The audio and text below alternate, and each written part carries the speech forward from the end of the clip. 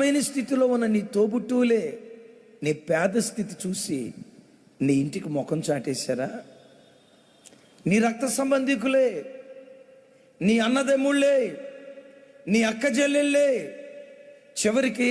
నీ ఎంగిలి పాలు త్రాగి పెరిగినటువంటి నీ తమ్ముడే, నీ ఎంగిలి పాలు త్రాగి పెరిగినటువంటి నీ చెల్లె నీ పేద స్థితిని చూసి ఇది పేదదే, వీడు పేదోడు, వీడింటికి నేను వెళ్తే నా విలువ తగ్గిపోద్ది అని